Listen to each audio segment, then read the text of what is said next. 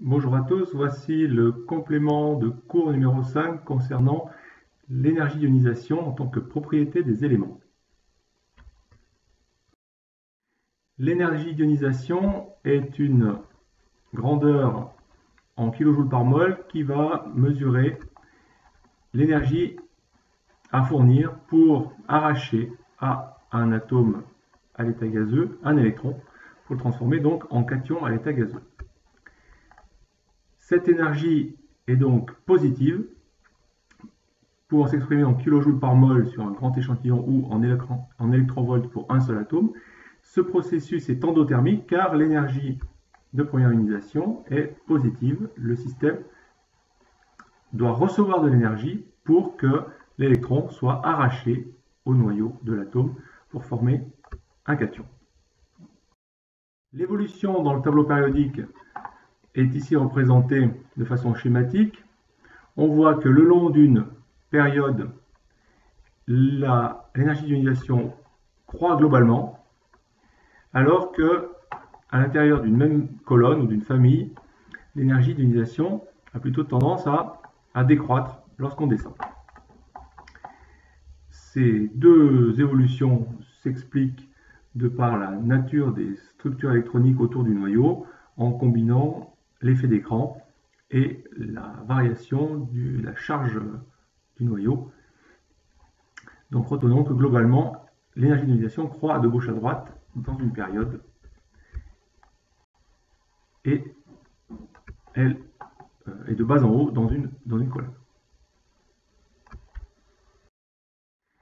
Sur une période, ici la deuxième période, on peut mettre en corrélation le rayon atomique de l'atome et son évolution, qui comme on le sait est une évolution décroissante vers la droite. On peut mettre en parallèle ce rayon avec l'énergie de première ionisation qui, elle, augmente vers la droite avec un certain nombre d'exceptions dont on va parler. Mais on peut interpréter l'évolution de l'énergie de première ionisation globalement croissante vers la droite parce que Z augmentant pour une même couche dans une même période, l'effet d'écran étant sensiblement le même, eh bien, on va avoir de plus en plus de mal à arracher un électron qui sera de plus en plus relié, attiré par le noyau. Donc le fait que la valeur de R diminue est tout à fait corrélé au fait que la valeur de l'énergie de première ionisation augmente. Si le rayon atomique est petit, il est normal qu'il soit difficile d'arracher un électron à la couche de valence et donc que ces valeurs soient très très grandes. On peut aussi donc remarquer que cette évolution globale se fait avec un passage par une redescente de l'énergie de première ionisation entre la colonne 15 et la colonne 16. Cette exception fera l'objet d'une explication.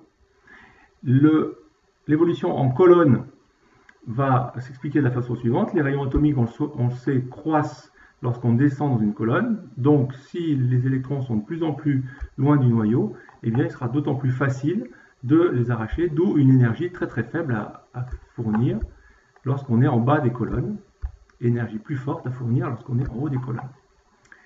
L'énergie d'ionisation est donc effectivement faible lorsque le rayon atomique est grand.